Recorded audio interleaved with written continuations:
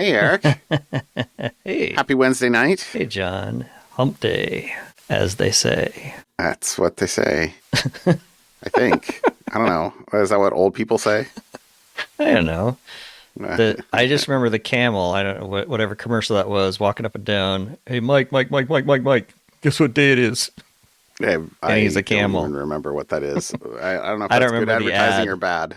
I just remember the camel walking up and down, office space, Yeah. row of cubicles. Yeah. Anyways, I have to say, I don't even remember what I did this weekend. Which, other than I did finish off the bee tubes for the mason bees for the ones that I had out at least. Okay. That was a couple hours, but other than that, I was like, what did I do this weekend? I'm sure I was busy. I resemble that remark. Yeah. Although I did spend some more time playing around with the GitHub Copilot because I have 4 days left on my free trial.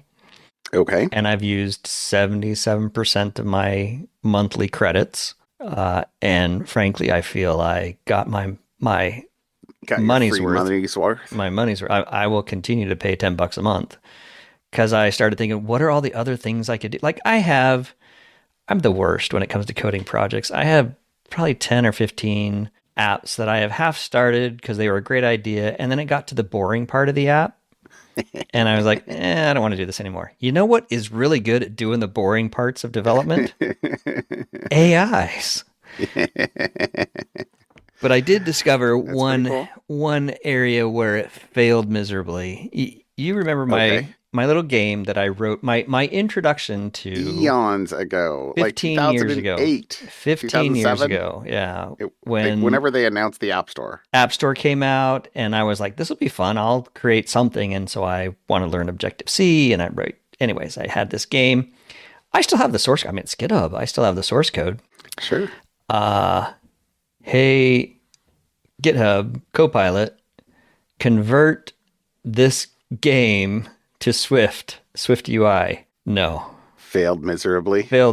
Like it doesn't know how to translate from Objective Code 2008, circa 2008 to Swift. Yeah, it failed horrifically. Even as a whole shebang, or even like on a single file. You have to get down. I tried the whole shebang. I developed a plan. I said, hey, this is what I want to do, and I put all this stuff in and said, here's what you got to do. There is, and I'm thinking this is what I'll spend my last 20 some odd % of my free coding with.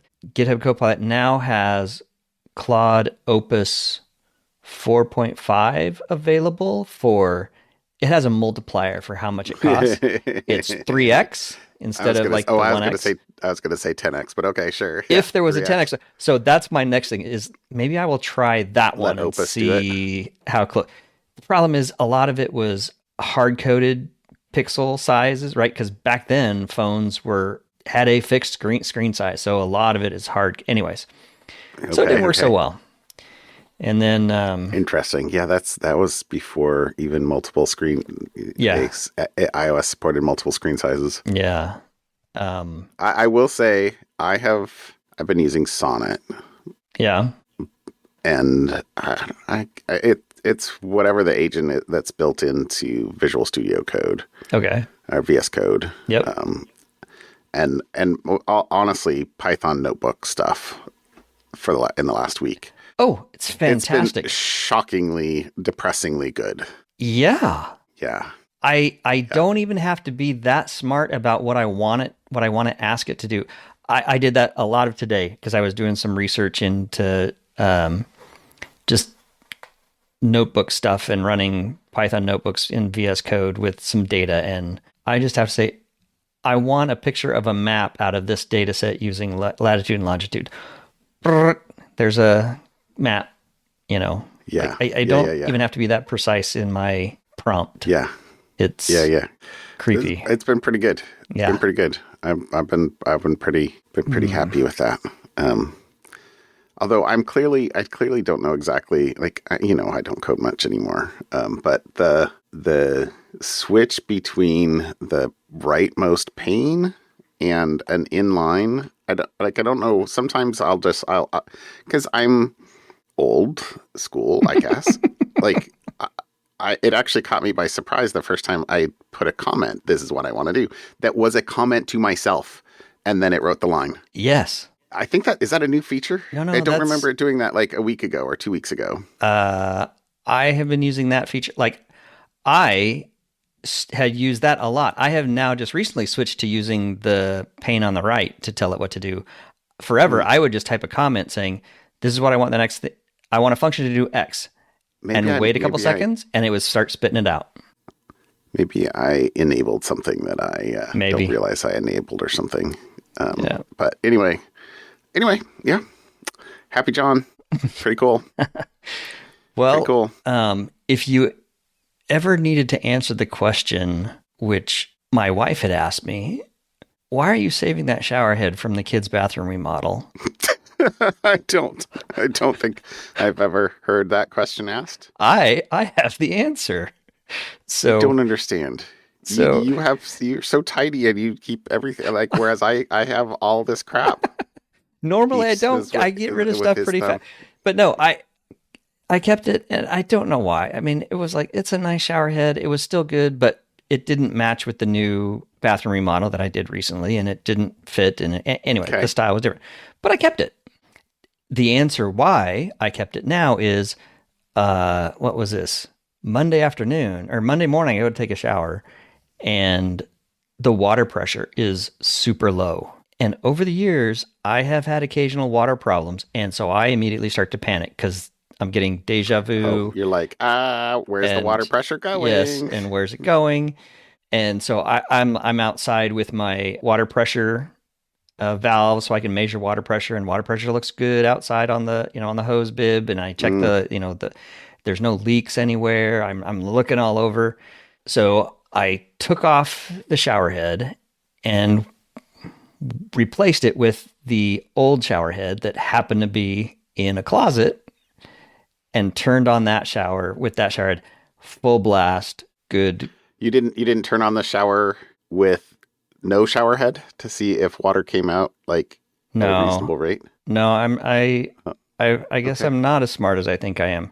But, I had put that other shower head on and it came out great. I'm like, okay. What is up with the shower head? I'm trying to clean it. I'm like, hey, I should just see if I can clean this shower head. So I'm messing around with it and it's not coming apart. And I'm watching YouTube. I'm, channeling my inner John, watching YouTube videos on how to clean shower heads. Sure. And let's just say at some point I got so frustrated, a hammer became involved. And this might or might not have been originally intended to be a removable part. And the old shower head from the kids' room is now permanently affixed in my shower. It is the current winner of there is no alternative because the alternative is now in multiple pieces in the trash can.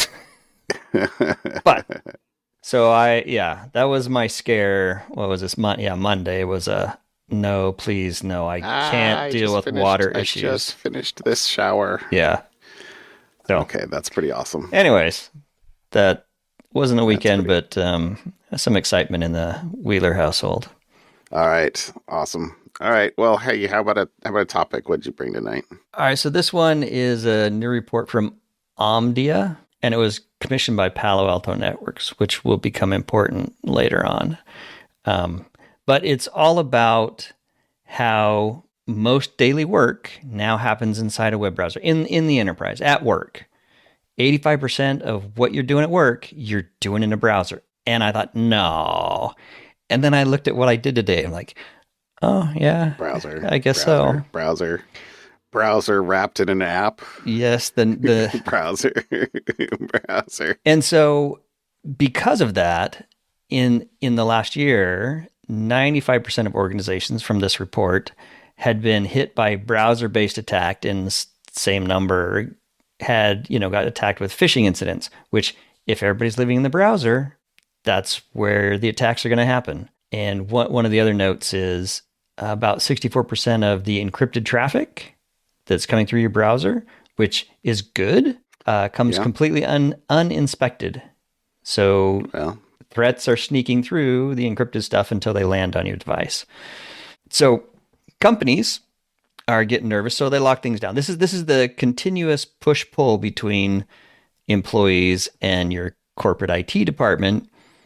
Dr. Doolittle. You get restricted from what you do, but it kind of kills productivity because employees can't do what they need to do. They can't work smoothly, so they find workarounds, which generally the workarounds are worse than if you had just allowed whatever the thing they wanted to do. Like my number one frustration on my corporate phone is, copy that link and paste that into a doc so I can, your corporate prohibits you from copying and pasting. Yes. Okay, so what do? I paste it into a personal email it to myself on my corporate network.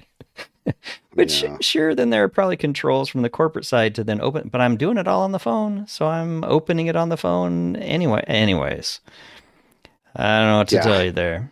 So the fix here, and I think we can all see this coming, is a secure enterprise browser. Well, who doesn't? Enterprise Chrome. We'll enterprise versions of browsers so that for reasons of security, and I suppose I should air quote that somewhat, now once you have the potential corporate browser, then it can see and unencrypt that traffic that's going to whatever you're browsing and stop data leaks before they happen. So it's kind of we'll see. And so kind of the call to action here is to use tools like, and here's the link back, Palo Alto's Prisma Access Browser, so that people can use whatever device they want, but you get a safety net built in directly into the browser. So custom browsers for enterprise.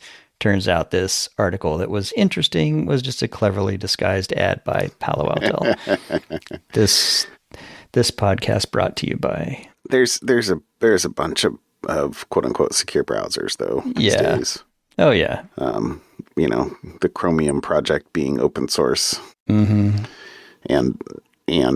taking all the major browsers basically,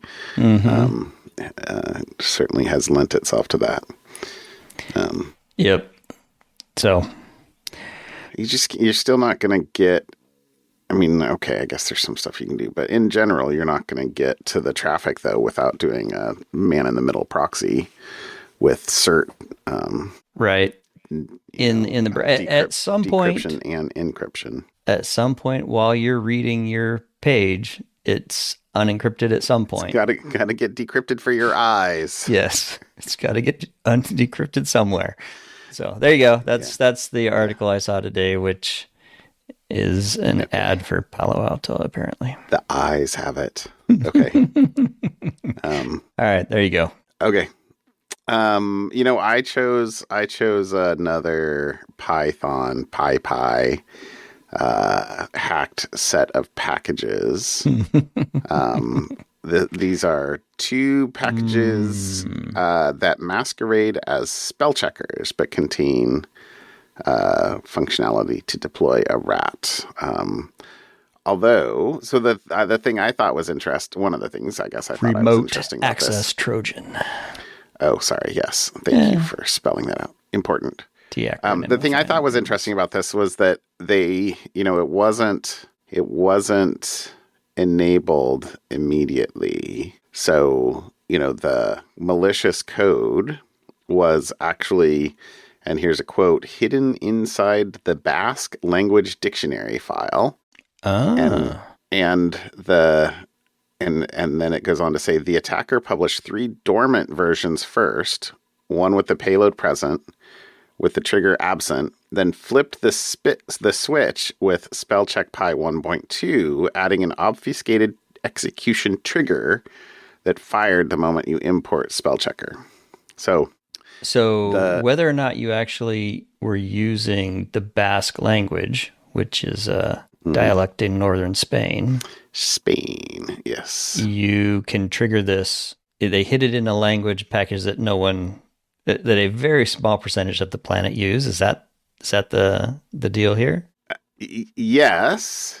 So as here's this thing needs all these other files and data. So what's a good place to hide some unrelated data is in a data file. But I thought the more interesting thing was that the payload was present in earlier versions, but wasn't able to be triggered until a relatively, it doesn't say innocuous, it says obfuscated. Execution trigger was committed later, which presumably means that they could seed a bunch of downloads. And it only said that there were the combined downloaded a little over 1,000 times, so not a huge deployment. But so it said the first 3 versions of the package only fetched and decoded the payload, but never executed it. That changed with the release of 1.2, published last week on the 21st, when it gained the ability to run the payload as well. And then I guess the final thing I pulled out for the article was that evidently this isn't the first time that Python spell checking libraries have been used to host malware. So it must be a relatively popular package to use. So everybody needs a spell checker. Everybody needs a spell checker. Yeah, there was a reference to one of the more popular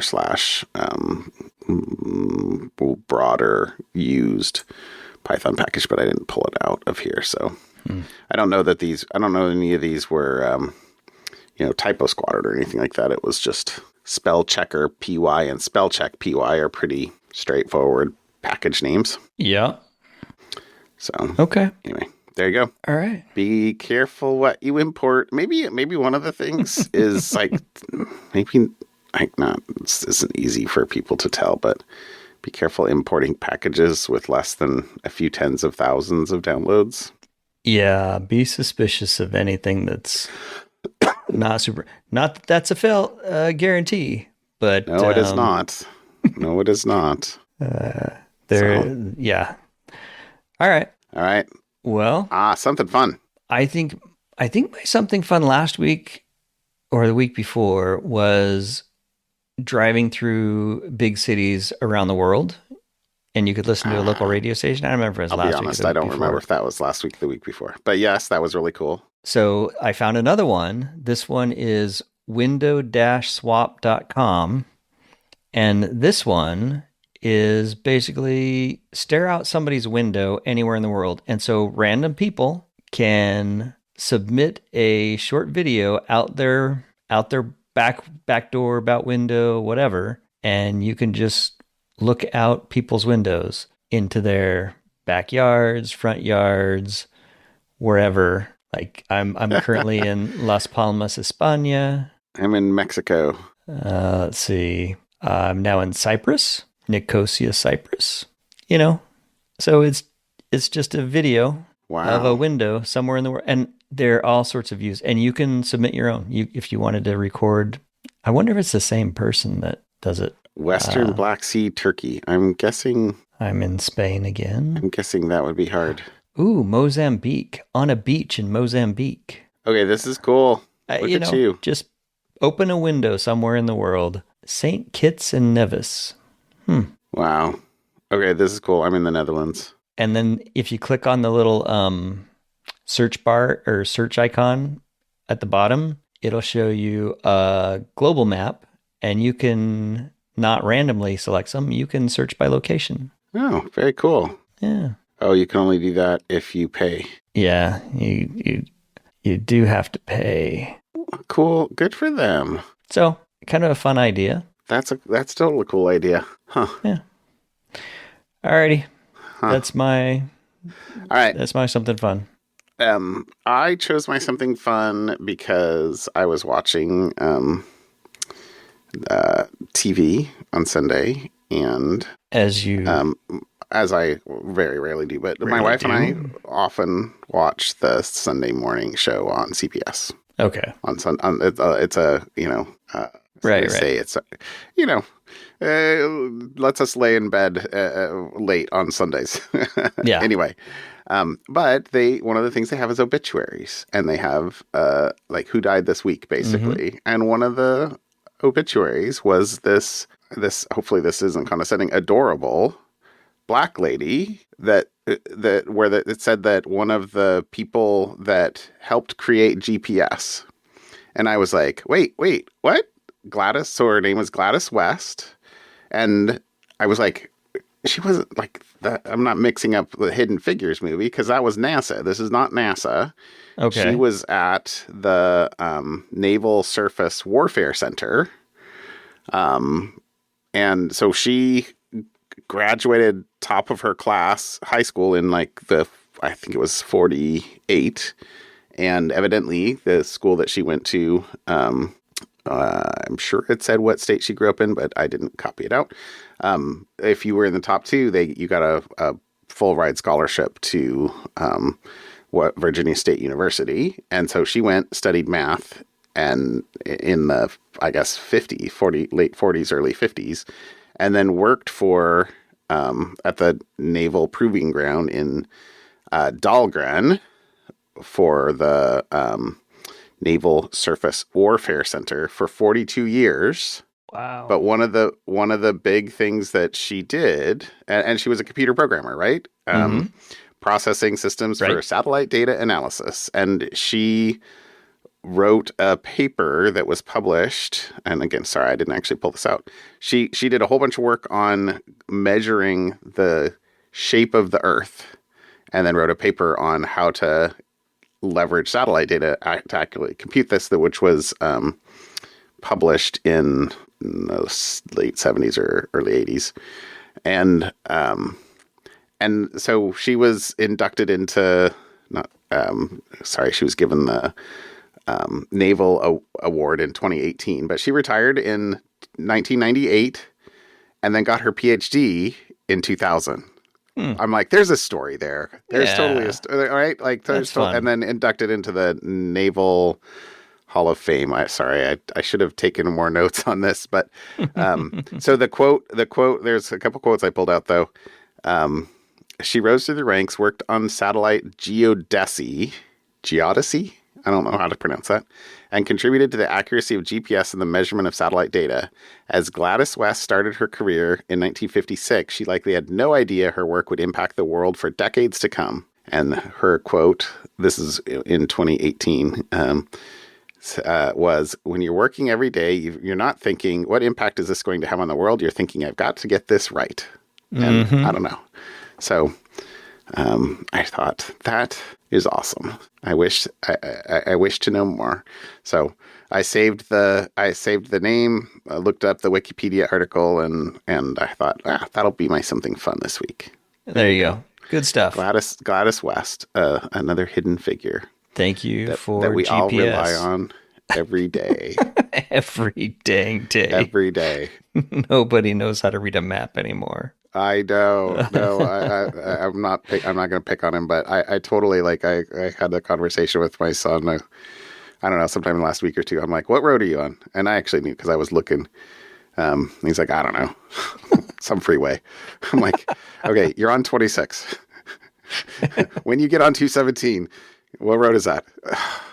The road that Google's going to tell you to get off on in a few minutes.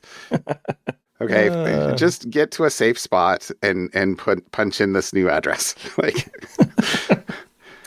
Anyway, all good. It's all good.